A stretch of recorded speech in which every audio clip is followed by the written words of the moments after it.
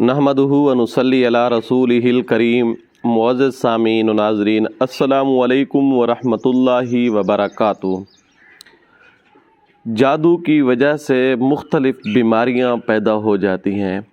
जब कोई इंसान जादू की ज़द में आ जाता है तो ये सहरी शयातीन वग़ैरह उसको मुख्तलिफ़ किस्म के जरासीम उसके जिस्म के अंदर डाल कर जब ये अपना रास्ता हमवार करते हैं, नतीजतन ये शख्स मशहूर जो होता है इसके ऊपर मुख्तलिफ़ किस्म की बीमारियां पैदा होना शुरू हो जाती हैं।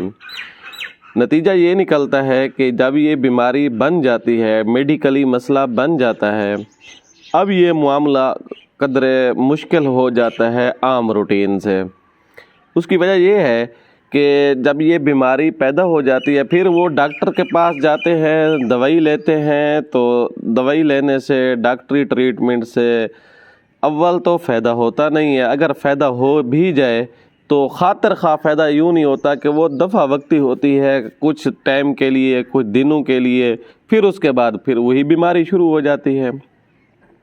क्योंकि बीमारी के पीछे जो अमल पड़ा था, बीमारी के पीछे जो मुहर्रकात थे, बीमारी के पीछे जो जादू था, उसकी काट नहीं हुई थी। इस वजह से अब वो बीमारी दोबारा असर नौ पैदा हो जाती है। अच्छा, बाज़ लोग पूछते हैं कि ये जादू के ज़रिए जो सहरी शयातीन होते हैं ये बीमारी पैदा कैसे करते हैं। ये ऐसे पैदा करते हैं कि हदीस पाक के अंदर इसका सबूत भी है कि ये जिस्म के अंदर इस तरह दौड़ते हैं जैसे नसों के अंदर खून दौड़ता है।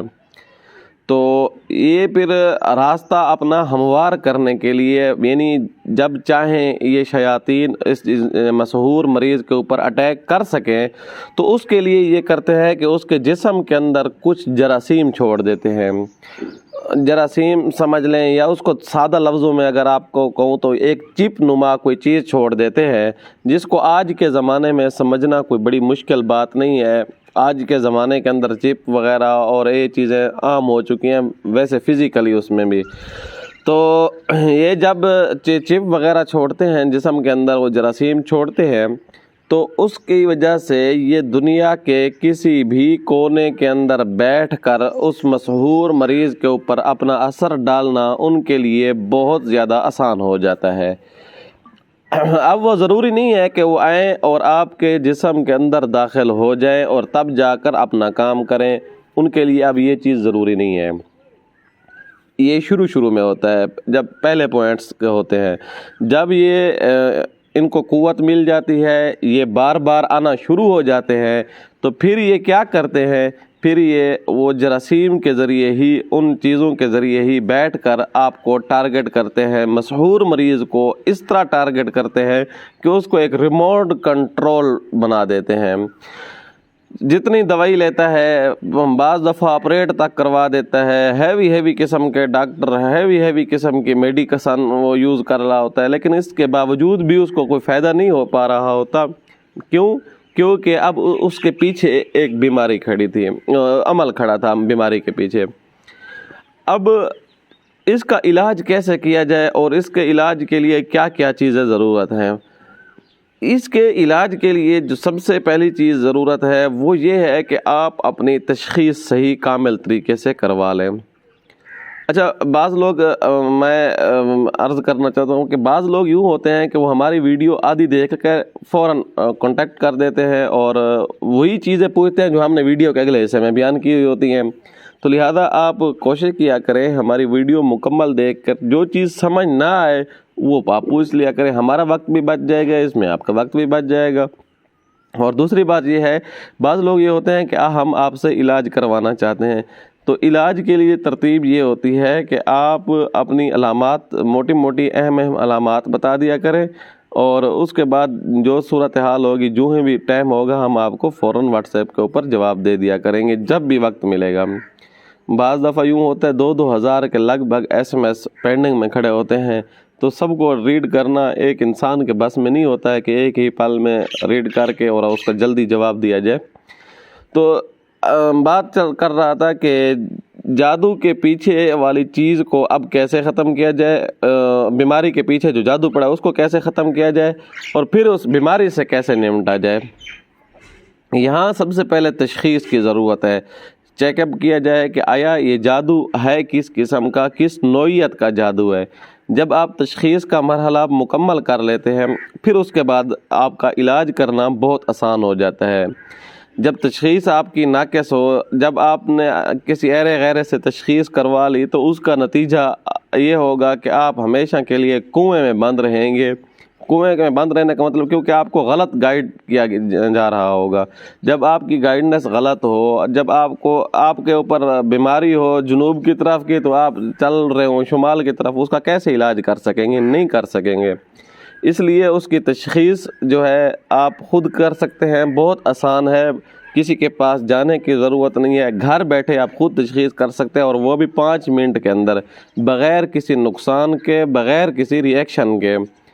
اس کے لیے ہماری ایک ویڈیو ہے جس میں ہم نے تفصیل سے بتا دیا ہے، اس کا لنک ڈسکرپشن کے اندر بھی موجود ہے، اور ویسے دیکھا جائے تو اس چینل کے سیکنڈ لاسٹ ویڈیو کھڑی ہے، اس کے ذریعے آپ اپنے آپ کو چیک اپ کر سکتے ہیں، تشخیص کر سکتے ہیں آیا آپ کے اوپر جادو ہے یا بیماری ہے۔ اب جب بیماری کے پیچھے جادو پڑا ہے تو اس کا علاج کیسے کیا جائے؟ اس کا علاج یہ ہے، بڑا آسان اور سمپل علاج ہے۔ اس کے علاج کے لیے کافی سارے علاج قرآن مجید اور حدیث مبارکہ سے کافی ساری چیزیں ایسی ہیں مسنون اعمال سے جو اس کے علاج آسانی سے کیا جا سکتا ہے، لیکن بدقسمتی سے ہم ان چیزوں کی طرف بہت کم ہیں، اس وجہ سے ہم علاج جو ہے روحانی علاج کی طرف بہت کم آ رہے ہوتے ہیں۔ اب اس کا علاج جو ہے وہ یہ ہے کہ اگر جادو ہے تو اس کے لیے هو الاول والآخر والظاہر والباطن وهو بكل شيء علیم، وہی اللہ تبارک و تعالیٰ اول بھی ہوئی ہے، آخر بھی ہوئی ہے، ظاہر بھی ہوئی ہے، باطن، اور سب چیزوں کا علم بھی اللہ کے پاس ہے۔ جو آپ کو علم نہیں ہے اس کا بھی اللہ کو علم ہے، جو آپ کے علم میں ہے وہ بھی اللہ کے علم میں ہے، اور جو آپ کے خلاف سازشیں کر رہے ہیں، جو سازشیں بنی جا رہی ہیں، کسی جادوگر نے جادو کیا ہے، جادو کہاں پڑا ہے، کیسے کیا ہے، کس طرح کا اس جادو کا اثر ہے، کون کون اس میں ملوث ہے، اور کس نوعیت کا جادو ہے، کب کیا گیا ہے، کتنی طاقت ہے اس جادو کے اندر، یہ اللہ کے علم میں ہے۔ اور یاد رکھیے گا اللہ کے پاس جو طاقت ہے وہ دنیا کے بڑے سے بڑا جادوگر کیوں نہ ہو، بڑا سے بڑا متکبر جابر قسم کا بادشاہ کیوں نہ ہو، اللہ کے ہاں اس کی اوقات مچھر کے پر کے برابر بھی نہیں ہے۔ اللہ کی طاقت تو بہت لامحدود ہے، انسان سوچ بھی نہیں سکتا، اور اس صرف طاقت نہیں بلکہ اللہ تبارک و تعالی قدرت بھی رکھتے ہیں، ان اللہ علی کل شیء قدیر، وہ قدرت بھی رکھتے ہیں۔ تو اللہ تبارک و تعالیٰ کے جب علم میں ہے وہ ظاہر کو بھی جانتے ہیں، باطن کو بھی جانتے ہیں، جو چیزیں چھپی ہوئی ہیں ان کو بھی پتہ ہے اللہ تعالیٰ کو۔ تو اللہ تبارک و تعالیٰ سے آپ اس نام کی برکت سے آپ نے عمل کرنا ہے۔ عمل یہ کرنا ہے کہ جو مریض وہ خود سو جائے اور چت لیٹ جائے، چت لیٹ جانے کے بعد یعنی شمالاً جنوباً، شمال کی طرف اس کا سر ہو اور جنوب کی طرف اس کے پاؤں ہوں، تو یہ ہاتھ جو ہے اس ہاتھ کے هو الاول والآخر والظاہر والباطن وهو بكل شيء علیم، یہ انگلی بند کر دینی ہے۔ پھر اسی طرح هو الاول والآخر والظاہر والباطن وهو بكل شيء علیم، یہ ساتھ والی چھوٹی انگلی کے ساتھ والی بند کر دینی ہے۔ اس طرح یعنی ساری انگلیاں آپ نے اس ہاتھ کی بند کر لیں، مٹھی بند کر لیں۔ پھر اسی طرح اپنے چھٹی بار جب پڑھیں گے تو یہ انگلی بند کر دینی ہے، اس طرح ساری انگلیاں پورے دونوں ہاتھوں کی مٹھی بند کر دیں۔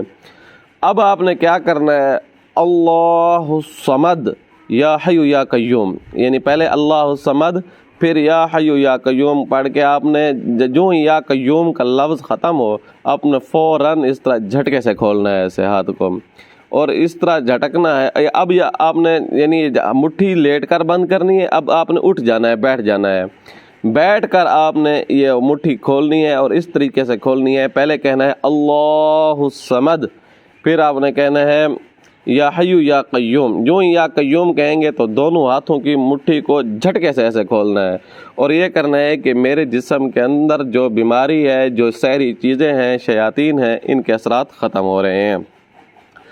اب اس کا انشاءاللہ یہ پریکٹس آپ نے دن میں 2 3 4 بار کرنی ہے۔ ایسے اگر آپ ہر 2 گھنٹے 3 گھنٹے بعد کریں تو کیا ہی کہنے، پہلے دن میں ہی آپ کو مکمل شفا یابی ہو سکتی ہے۔ اب اگلا مرحلہ آپ نے کیا کرنا ہے، اگلے مرحلے میں آپ نے 786 مرتبہ بسم اللہ الرحمن الرحیم پڑھ لینا ہے پانی کے اوپر، یہی پانی آپ نے پینا ہے۔ انشاءاللہ میرے اللہ نے چاہا تو آپ کی یہ بیماری بھی ختم ہو جائے گی، اور اس کے پیچھے جو بیماری کے پیچھے جادو تھا وہ بھی ختم ہو جائے گا۔ کیونکہ جب آپ علاج کرواتے ہیں، ڈاکٹری علاج کرواتے ہیں، جتنی بھی دوائی لیتے ہیں، یہ عمل رکاوٹ بن جاتا ہے، یہ سحری چیزیں رکاوٹ بن جاتی ہیں، یہ دوائی کے اثرات کو موو کرتے رہتے ہیں یا ضائع کرتے رہتے ہیں، اس کی تاثیر کو ختم کر دیتے ہیں، اس وجہ سے وہ آپ کو دوائی لگتی نہیں ہے۔ اب جب آپ اٹیک کریں گے تو یہ جادو کے اوپر جب اٹیک آپ کی طرف سے اٹیک ہو رہا ہوگا تو یہ جادو پاش ہو جائے گا۔ اب بیماری بھی انشاءاللہ اس جادو کی جو نحوست کھڑی ہوگی، جو اس کی وجہ سے گند کھڑا ہوگا، وہ بھی باہر چلا جائے گا، ختم ہو جائے گا، تو جسم آپ کا انشاءاللہ صاف پاک ہو جائے گا۔